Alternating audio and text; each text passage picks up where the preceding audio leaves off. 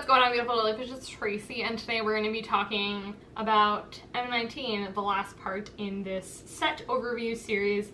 If you haven't seen the others, I have done all the other colors, and then this is always my favorite video because I love talking about multicolored cards, also artifacts and lands in this video. Yeah, and then that wraps up M19. If you guys are going to the pre-release, I hope you have a lot of fun. It's super weird because they posted the spoilers so early, so it feels like the pre-release should be like tonight, but it's like next week. It's super weird how they've done that. I kind of like it though. It kind of gives people like more time to like prep with the set. Like, you guys now have time to like watch, you know, I've done these videos and everyone else has done the videos, you know, on them. Kind of like the break, but we'll see if they're continuing to do that or this is just some weird situation. Yeah, so let's talk about these. There's some really solid stuff in multicolored. There's some tricolor stuff, but I feel like this is more of like a dual colored set, but like you have, and we'll talk about it lastly, the dual lands, which are at the common level, which is awesome. So they're going to be flying around a ton, which makes it really easy for people to splash like for a second or for a third color, most importantly. So there's some really awesome multicolored things and I'm really excited. So let's get started talking about those first. So the first card is Cadis, the Strategist.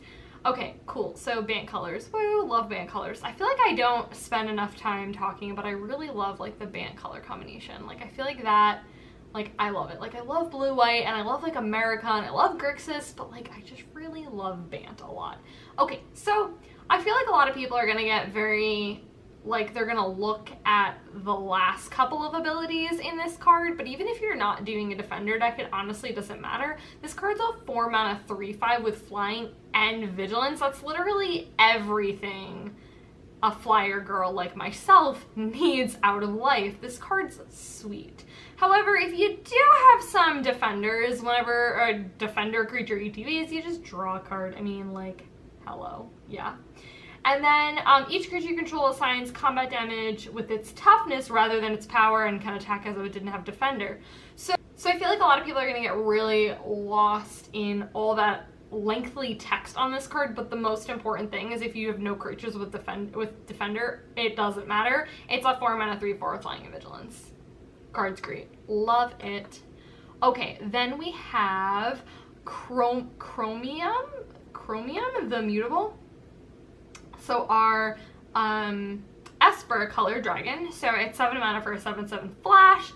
It can't be countered, and it's got flying, negating everything else. This is already like a sweet card. Okay, and then you discard a card until end of turn. It becomes a human with base power toughness 1/1, loses all abilities and gain hexproof, and it can't be blocked.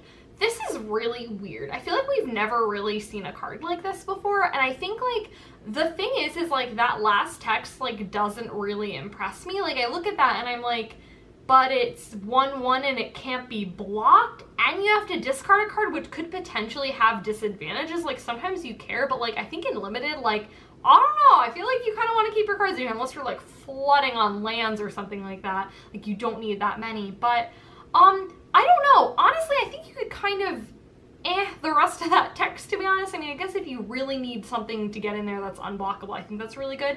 And I think the fact that it does gain hexproof is really important. So I think if your opponent does try to kill it, you can get that. I'm not too sold on that ability yet. I don't know how relevant like it's gonna be, but who knows? Maybe it will be. But honestly, the most important thing is that it's got flash and it can't be countered, and it's got flying for a 7/7 for 7, which is bomb.com. Overall, I think this card is pretty solid. I feel like that's what I do. I make these videos and I'm like, we're just gonna like ignore part of that flavor text because I don't know how relevant it's gonna be. No, seriously, because I feel like some people look at cards and they're like, they only see the one thing, and I'm like, but the thing is we don't need to pay attention to that. Like, that's not as relevant. Let's pay attention to this. Okay, my boy, Nikobolas. Okay, God, yeah. Grixis colored. So 4 mana for a 4/4 flyer. Yes! When it enters the battlefield, each opponent discards a card. Okay. For 7 mana, you exile him. Now, what I really like about this is that he can chill as a planeswalker. I'm sorry, as a creature. You can play him on turn 4. He does its thing. You play him on turn 5, on turn 6, whatever. Or you keep him around as a flying guy until you want to flip him. So you exile him, and then you return to the battlefield under your control. You can only do it as a sorcerer, so you cannot do it at instant speed. So you exile him, and then he comes back as the Planeswalker. So he starts off as 7 loyalty. Hello, that's pretty sweet. And then his uptick is you draw 2 cards. And then his minus is it deals 10 damage to target creature or Planeswalker. So, I mean, I'm pretty sure if you flipped this, you're in a really good spot in and of itself. But if you flip this and there's something that you really can't deal with, that you care about, you could just deal 10 damage to it, which I'm pretty sure just kills everything in limited, let's be real here. And then his other minus is -4. You put target creature or Planeswalker from your graveyard onto the battlefield under your control. So if something died, you know, a long time ago, and you're just like, I really want that back, you could just like casually bring it back from the graveyard. That's sweet. And then his ult. I mean, like, guys, I mean, you just win the game. Like, this is a Jace the Mind Sculptor effect, pretty much, for his ult, and it's -12. So you exile all but the bottom card of target player's library. So again, you get this card out, and it's especially in limited, so it's just like, they just don't draw anything, and you're just gonna mill them out, and you kill them that way. But I'm pretty sure if you're approaching, you know, the end of this card, like, I'm pretty sure you just win. Even if you never flip Nikobolas, him as a 4/4 flyer is still really good. All around, I mean, just, like, arguably one of the best cards in the set. Like, there's really no questions. This card's amazing. Okay, and then we have Pallada-Mors the Ruiner. This guy's awesome. So, it's 6 mana for a 6/6 Flying Vigilance Trample. I mean, you could have stopped there, honey, and I would have been like, that seems pretty good to me. But it's got this other ability. It has hexproof if it hasn't dealt damage. You could just keep this as just a blocker if you need to, and it's going to kill a lot of stuff, and especially because it's got flying. Well, actually, no, you don't want to do that because it's got vigilance. You don't even care. Well, I mean, actually, you could keep it around as a, like, a blocker if you, like, absolutely need to, if you're really focusing on that hexproof, like, you know your opponent has a kill spell or something like that, which is really, really good. But guys, come on, 6 mana, 6/6 flying trample and vigilance. I mean, hello, this is like the set of good bodies, because this card's like amazing. Love it. Okay, then we have Heroic Reinforcements. I really like this card. It's a pretty solid uncommon. So it's 4 mana, and you create 2 1/1 soldier tokens. But until end of turn, they get +1/+1 and haste. So you play it, and it's like you get 4 value out of it, pretty much, because you pay 4 mana to get 4 power and toughness. So you can automatically swing with your dudes. And then after that, then you kind of just have like 2 dudes, which I think is really sweet. I do really like this card. I think it's going to be really good for like the Boros kind of deck. And yeah, I like it. Okay. I think this is probably the card that I'm most excited of in multicolored, and it's an uncommon. Whew. Okay, Skyrider Patrol. This card is hella busted. Let's talk about it. So, it's 4 mana for a 2/3 with flying. At the beginning of combat on your turn, you may pay a green and a blue, and when you do, you put a +1/+1 counter on another creature you control. That's already, like, really good. You get to put something on, you know, on your big dude or whatever. But then it just gets flying? Like, who authorized this, especially as an uncommon? This is so good. Oh my god, I'm like, this is like build around a deck worth. I think this card is just going to be absolutely like taking over a game, because not only does that +1/+1 counter stay permanently, and you can just do it on every single combat on your turn, and it just gets flying. So you give your big dude, you just keep getting buffs. The card just gets progressively better all the time. This is one of my favorite cards in the set. Like, dear lord, I think it's gonna break limited. It's so good. Okay, then we have Poison Tip Archer. I really like this guy. I think it's great. Okay, so it's 4 mana for a 2/3. It's got Reach and Death Touch. Like, honestly, you could have stopped there and I would have been like, that's a really great card for 4 mana, but whenever another creature dies, each opponent loses 1 life. Now, what I really like about this, I like all of these things, but it's each creature, not just creatures you control, so whenever you kill your opponent's creatures, those trigger this card as well. This is such a good card. Oh my god. I love it. This card's great. Such a solid uncommon, man. Great. Okay. Then we have Draconic Discipline. This card's pretty cool. So it's 2 mana for a 2/2, and you add 1 mana of any color into your pool, which is so cool. Like, that in and of itself, I think is just a really awesome ability, and I really like how they tacked it on. I like it a lot because you're obviously, if you're playing this card, you're obviously playing red and green, and you potentially may be splashing for a third if you're really adventurous. I think it's pretty easy to do in this set, which is really cool.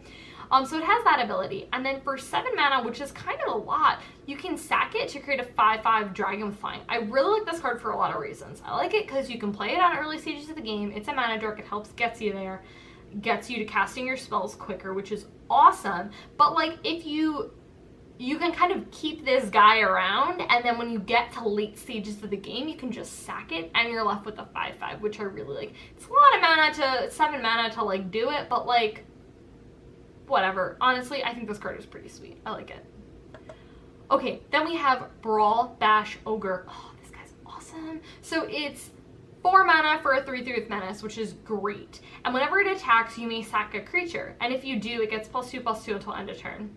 So this has the Nantuko Husk. Oh my god, Nantuko Husk is like one of my favorite limited cards of all time. I have like a lot of memories with like drafting that card in multiple sets. Oh, Nantuko Husk, love it. The thing is it only is when it attacks. So you can't, like Nantuko Husk you do like at any time if you have the mana, but like this you have to do it when it attacks. I really like this because, again, there's a lot of cards in Limited that are just like, they enter the battlefield, they do their thing, and they're just not really doing anything. You're at like a stale board state. But this is really good because it's got Menace, so they're forced to block with 2 or more creatures, which is super cool. And you can sack it and it just gets bigger. Like, you can just sack as many dudes as you want, especially if you're playing like a lot of tokens or anything like that. I think this card's really good. I like it a lot. Okay. This card is like super interesting, but I like it. It's Transmogrifying Wand. So it's 3 mana and enters the battlefield with 3 counters on it. And for 1, and then you tap this card, you remove a counter on it to destroy a target creature, and then they get a 2/4.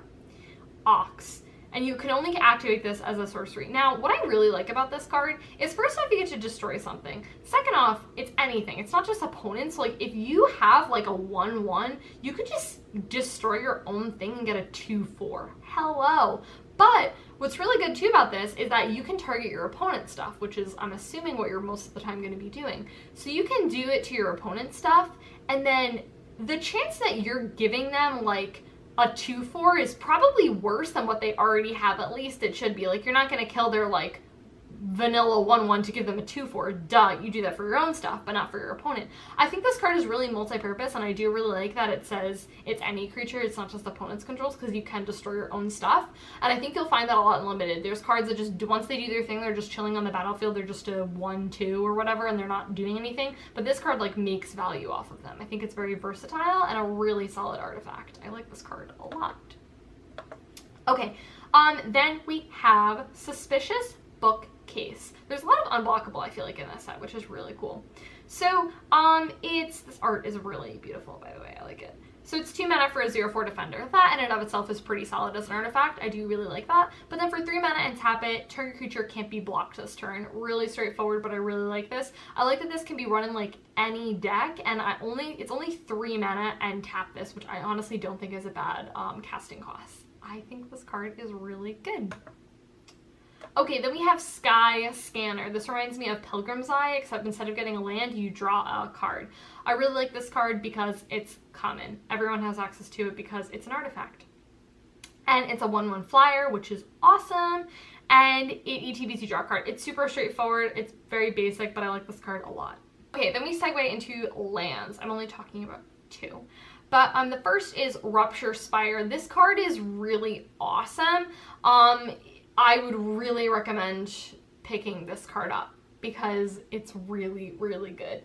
So yes, unfortunately, it does enter the battlefield tapped and you have to pay 1 mana for it. But honestly, like, this card getting you access to any amount of mana is so important. I play with this card in EDH and I love it like a lot. I really like it. It's at the uncommon level. There's going to be not as many of them floating around the table as would be better if it was a common, but I think they'd be a little too busted as a common. Card is pretty good. Mana fixing. And the last are the like kind of guild gates, but like not guild gates. I'm talking about Cinder Barons here. But yeah, I like love that these are common, which I think is super awesome. Everyone's going to be having access to these. They're just the basic dual tap lands. They're literally nothing fancy at all, but they're fixing and they're very important in 2 or 3 color decks. So that is it, guys. That is it for talking about multicolored artifacts and lands. I hope you guys liked Core Set 2019. If you're going to the pre-release, good luck. I hope you guys open up all the super awesome cards and your pools are great and you draft great and all that kind of stuff. And I hope these videos were helpful, and I will see you guys next week for more GP Vegas stuff, because this kind of like interrupted my regularly scheduled programming as the sets kind of do, but it's totally fine. I do really enjoy filming these videos. But yeah, I'll talk to you guys next week.